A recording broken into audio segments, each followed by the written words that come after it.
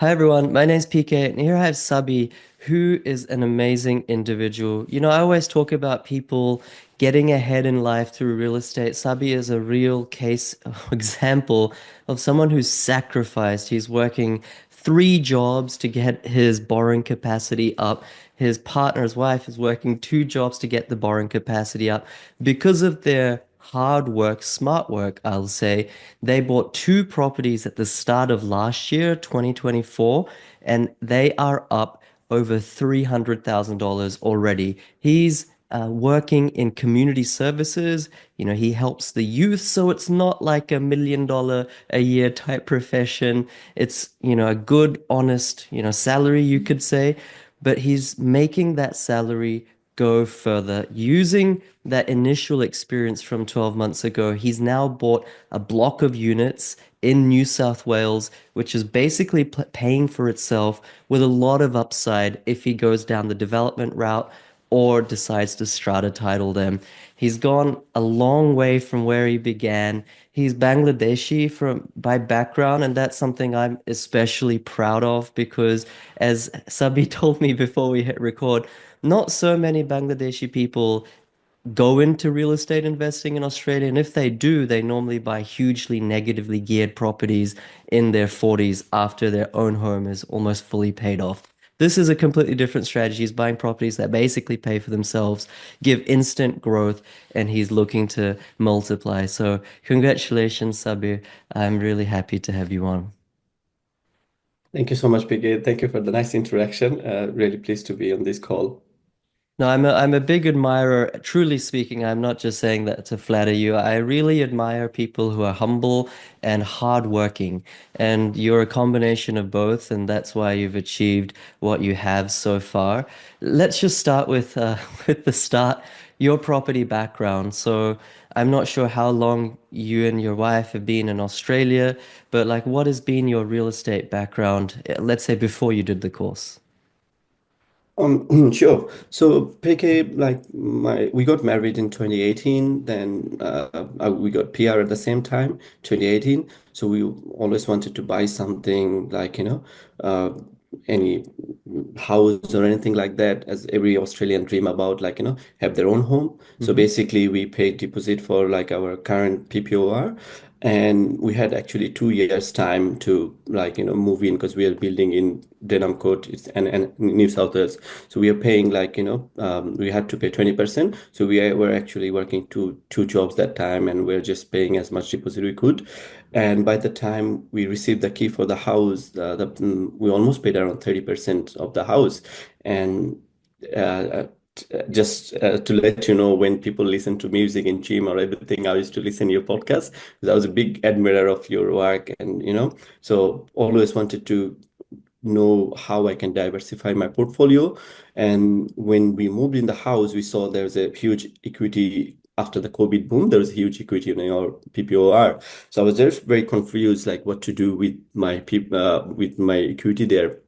So I used to listen to your podcast, as I mentioned, and I found out like you have like so much good reviews, 5+ reviews. I was like, how come this person can have this many good review when if you even if you go to coffee shop, if people don't smile, they don't give you a good review. So I was very shocked. Then I came to know Nafiz, one of the person. He came to your one of your YouTube video. I reached out to him. What do you think about the course? And he said something positive about your course. Then it was in 2020 end, and I didn't still had the confidence if I can do it. Then later last year, I think on 2023, I joined the course, and yeah, immediately I joined the course. I bought two properties, one in WA, one in Queensland. Yeah, so after that, those two properties actually grew up almost $300,000. So now my plan is to buy the block of unit I shared with you recently. Yeah, so it's in under contract with us, and hopefully we'll get it soon. Right. Uh, uh, I know I'm diverging off some of the questions that I sent you, those broad questions by email. I hope you don't mind. If you struggle to answer it, it's okay. We can edit this part out. But you mentioned you Sure. had equity in your principal place of residence.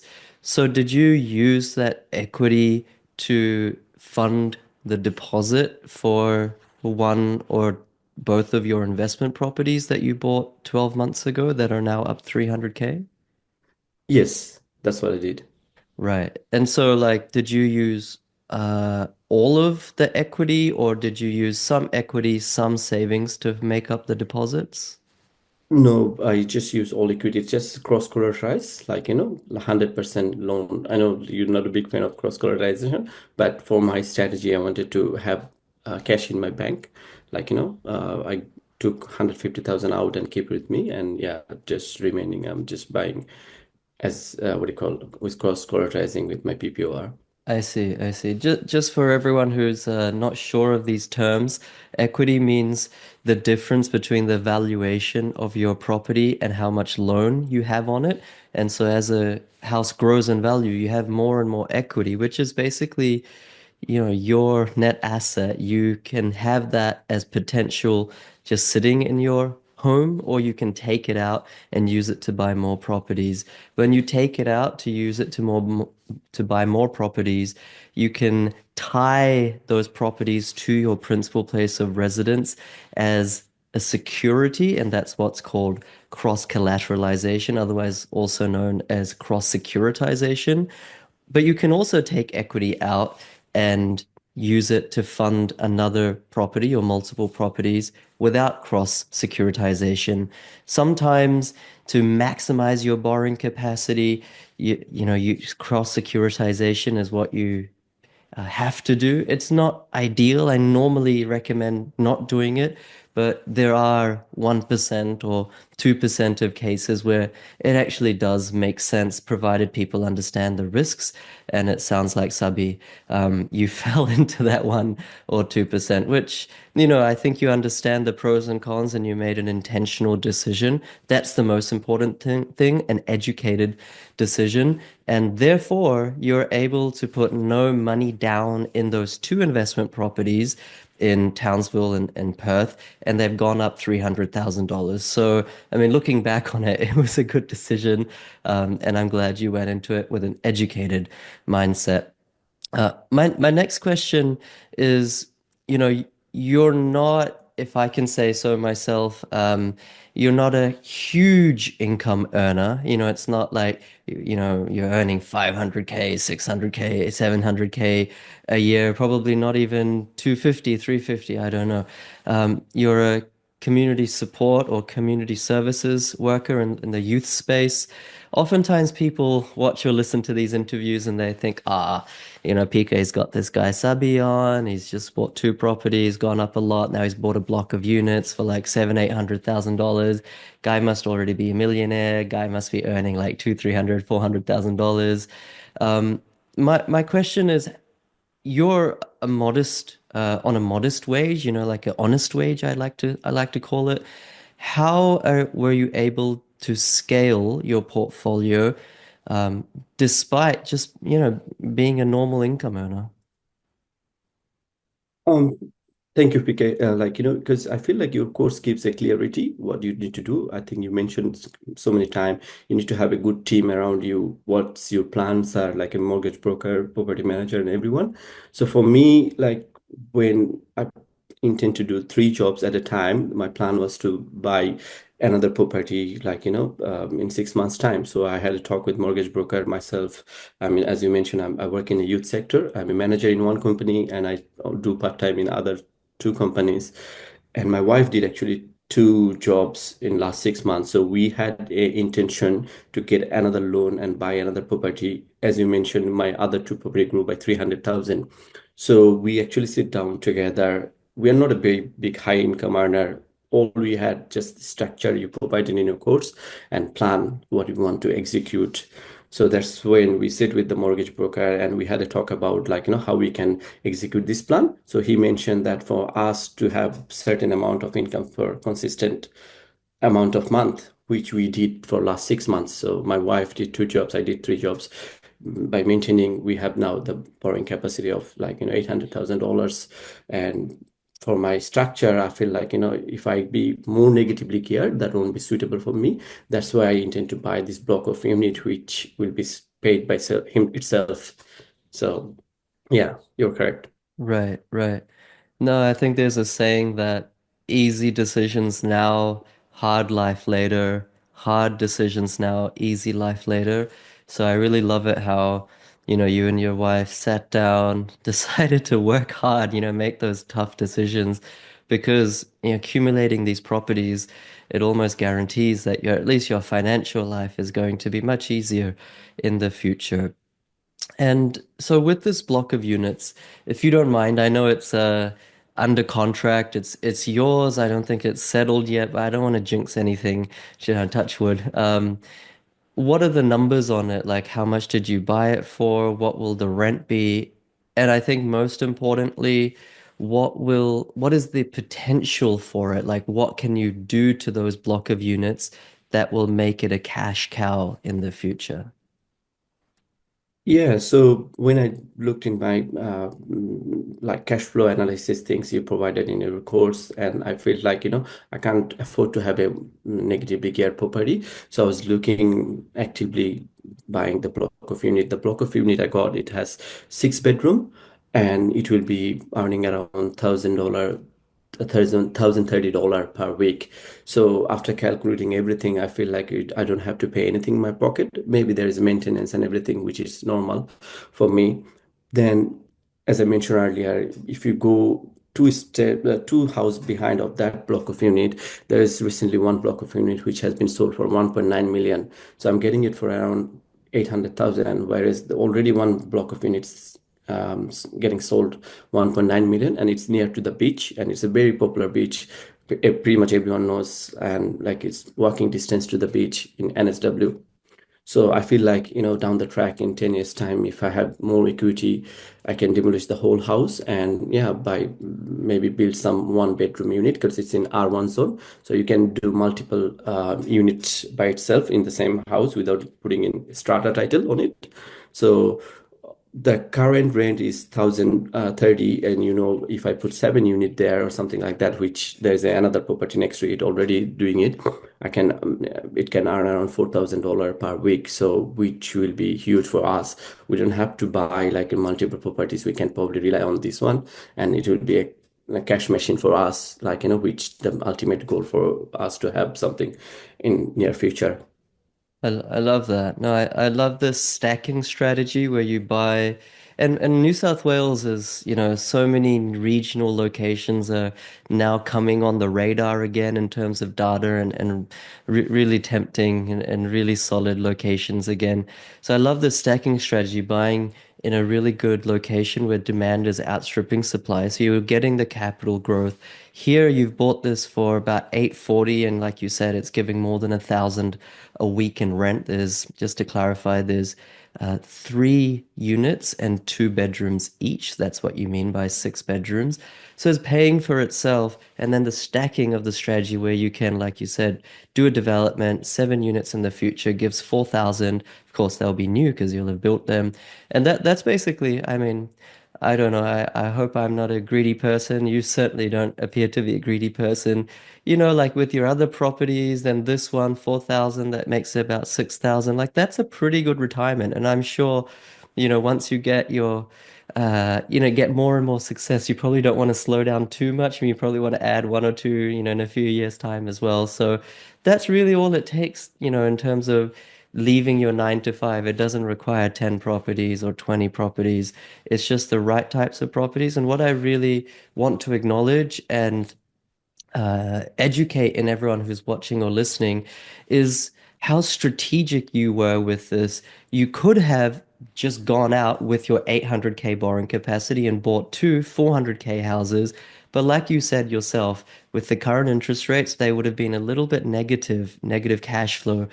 But you didn't want that. You couldn't afford it. You don't want that. And so you pivoted your strategy to a block of units, and that's opened up so many more doors for you. So I think, these are all symptoms of a really educated and intentional investor, which I'm very proud that you are, of course, as a client. My next question is, there's probably going to be, hopefully, a lot of Bangladeshi people watching or listening to this episode. Oftentimes, one thing I'm really happy about is I get a really wide range of ethnicities as clients and that I help, from people from the Middle East, of course, Australians, people from the UK, expats in the US, India, Pakistan, Sri Lanka, Thailand, Vietnamese, it's New Zealand. Bangladesh people, Bangladeshis, I think are a small, small percentage. I don't know how much. But what can you say to not only motivate, but to actually give tangible tips to people from your own country so that they can get ahead through real estate. I'm not saying to promote my course or anything like that, but I'm sure there's so many people in your community that can achieve what you've achieved, but are like lacking confidence or don't know how to do it, or it's people talk in the ear and say you can't do it. What kind of advice can you give to them? Yeah, so I feel like it's not that small Bangladeshi community in Sydney. There's a huge though, but thing is that they don't intend to buy properties until they are 40s or something like especially investment properties. They will have their PPOR and it will grow by itself, and then they will buy a negatively geared properties. For me, I feel like now people are getting smart. There's lots of data available out there, but you need to be smart enough. When I told so many of people in my country that I spent 6 grand for the course, they were laughing at me like, "Oh, are you serious? It's very expensive." And then they don't realize for both my property I bought last year, I actually negotiated with building and pest and everything. I like got 10,000 back from that already, and that on top of that, it grew 300,000. And I didn't wouldn't have the clarity the way you provided your course, the way you outlined the course, step by step guidelines, how to achieve your goal. It's not about that also, the mentoring calls you have every week, which is like, very big source of knowledge. Like I came on one of the mentoring call last year, and even till now, I watch the mentoring call. So they will have a live update what the property market is doing. So you can make yourself educate. So for me, I would say all my fellow Bangladeshi, I think recently can see like, many people are joining in your course, but I think it would be good if they don't hesitate like me, because I was listening you from back in 2021. If I would have joined that back then, I could have get full market. I could have get Adelaide, Tassie, Perth, and Queensland. Luckily, I got two of them anyway. It's never too late. So they still can, get good gains. There's a lot of potential in other region as well. So don't hesitate. Just reach out to PK and yeah, join the course, because I think you will get more clarity. The way you think buying interested wasn't easy, because when I tell them, like even the property I'm buying in NSW, when I told them like I'm not going to come there, I'm going to do the building and this best inspection, they said, "Are you serious?" I said, "Yeah, I have two other property which I haven't seen, so that should be fine." Because I wouldn't have this confidence if your course didn't provided me and the structure you provided me. So I would say like, yeah, definitely go for the course if you feel like it, and I would highly recommend your course because I it's worth my money. Like best investment I ever had. Like after my graduation, I feel like this is one of the best investment I ever had. I'm a I'm big advocate of you, PK. You don't have any clue, to be honest. Like in my job, I meet so many youth workers, and when I tell them my story, they sometimes get surprised. Then I have to show them from my real estate like app how much it grow, like 27% up since last sold. So they say, oh, there's a big potential of like capital growth in different region. You don't have to buy in Sydney and Melbourne. There's other region as well which will grow in double digit. right, right. Oh, thank you for your nice words. One thing I forgot to ask you before, which I think will help a lot of people, is, when you finally got news that you had 800K borrowing capacity, after reverse engineering it and working some extra jobs to get there, you said to me before we hit record that you had gone to multiple mortgage brokers, and could you just, spell out what you did to get that borrowing capacity? Because I feel that a lot of people are seeing a mortgage broker. Maybe that mortgage broker isn't that great. Maybe they're just going to one bank. But I feel that a lot of people have the borrowing capacity, but I get told they don't, or they don't have enough. So, like, how many mortgage brokers did you go to? What questions did you ask them? How did this one broker manage to find you more than the other brokers? So basically, like I went to multiple brokers. So one of the broker I went, they said like, the current loan I have, I wouldn't be able to get it with my current situation. Then I got very disappointed. Then I realized many people has like, in mortgage broking, they just love to do refinance or maybe first home buyer loan. You Hmm. don't focus on them. You have to find investment savvy mortgage broker who will work with you. You will be one of the hard client for them, but they would love to take you as a client and get you there, like get your goals accomplished. So I went to 4 or 5 different broker, then we sat down. Some of them came with 400,000 and 500,000 borrowing capacity. So I wanted to maximize my borrowing capacity so that I buy something now and hold it later. So we structured the way that I have to do certain amount of income per week, and my wife had to do 2 jobs, like 3 days one, 2 days in another one. If more than one, like more than 2 days, it would be good. But so we structured that way, and we work our way for 6 months. So we showed the bank we have consistent income for 6 months, which bank loves. When they saw our profile, there's like, they immediately give us 800,000. So from 0 to 800,000, we had to work our way through different mortgage broker and sit Right. with them and have a strategic plan what to do. So it was about showing 6 months of income performance. That's Um, right. and did you buy these properties, if you don't mind sharing, did you buy them in your own names or jointly or like in a trust, or what was the structuring? It's jointly with my wife and my name. So we Okay. haven't like touched the trust structure yet because of our strategy. And yeah, so down the track, probably we'll go And use then trust and we'll buy SMSF. oh, SMSF too. Yeah, I think this is a really good point. Sometimes people think that trusts are the only way to buy properties or to build a portfolio, but this is not just a cop out. It's true that trusts aren't for everyone. It's not for every strategy. Depends on your income, job, risk appetite. So it really is something that needs to be catered and personalized, that lending strategy. It's not that, oh, I saw a PK interview someone on YouTube, they bought 10 properties and trust, therefore that's the best strategy. I mean, here's an amazing story of your Savi, and you haven't used trust. So different strokes for different folks. And maybe last question, or second to last question. It sounds like you're a good wife. She's also worked very hard, like you said, 2 jobs to get this borrowing capacity up. Um, was she supportive of you, at the start in terms of, going on this rampage of buying 2 properties in 1 month and like this property investment dream that you had? And I'm sure she was supported. Or how have you worked together? Because it really sounds like both of you have made a lot of sacrifices. Yeah, she's really supportive, to be honest. Like when I wanted to join your course, like myself wanted to join the course long back, but I was hesitant. But she's like, "Why you worried about that? Like, you just need to join." And she had confidence on me. Like, if I join your course, like I will do some good because for my own house, I did my own landscaping. So it's a manual work, I did by myself. So she felt like, if I join your course, so she was been supportive throughout the time. And when I intend to buy the properties, like, we sit down together, we see our cash flow, how much will be negative. Because if we bought in trust, it will be negative 15,000 or something like that, which we are not as a high income earner. So for us to have like and sit down, and she had to commit 6 months work, like, while we have a young kid, 3 years old kid. So it's very big commitment. She was very helpful and Mm. supportive towards our goal, and which she did, and we finally achieved the everything, to be honest, like, as a property goal. Because if we don't buy next 2 years, we still will be content the property we have at this stage. Right, right.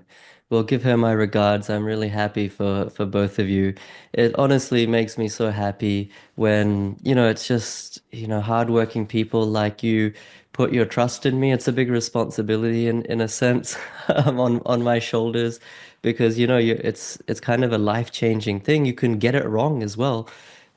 You've got it right. So I'm incredibly proud of you. And yeah, it can be said that this is why I do what I do. So thank you so much, Sabi. I really appreciate it. Is there any question that I haven't asked you or anything that you'd like to say to the community to help them in any way before we finish it up?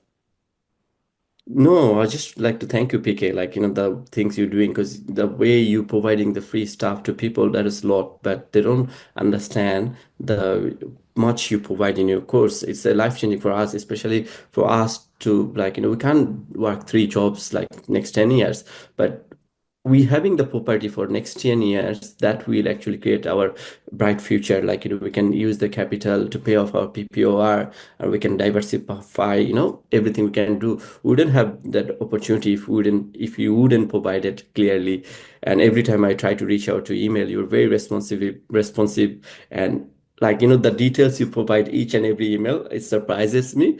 I get shocked, like, this guy is genuine and he provides effort to his clients, and you look after us all very well. Thank you so much for your work, and I really appreciate and admire you. Like, thank you so much for everything you're doing. Oh, thank you so much, Sabi. I really appreciate it. I'm very humble talking with you. You have such crystal clarity in what you're doing. And, this is kind of off topic and kind of random, but even like the background, your bookshelf is very clean, very orderly. Everything is neat and tidy. It's a manifestation or a symptom of your own mindset or outlook or consciousness. So I'm very happy to be connected with someone like you. Thank you so much for making time, and thank you everyone for watching or listening. Hopefully, you got a lot of genuine inspiration and vision from listening to Sabi. Honestly, he's an amazing person, and especially if you're a client. I know he already presented at in the mentoring call, which is our private weekly mentoring call over Zoom. But make the most of these amazing people like a gem like Sabbir. You can really learn a lot from him and get ahead. Everyone, there's more than 200 of these types of client interviews on my YouTube playlist, client results. Honestly, don't care if you do the course or not, but go and listen to them, because when you do connect and resonate with people like Sabi, you yourself, with or without me, will take action and make gains. And that's the most important thing. Hit the subscribe button if you got value, give it a like, and share it, especially if you're Bangladeshi. Share it so this message and this achievement can radiate throughout Australian society, and more people can get the type of results Sabi did. Sabi, I'm very grateful to you for making time. Thank you again. Thank you, PK. Thank you so much.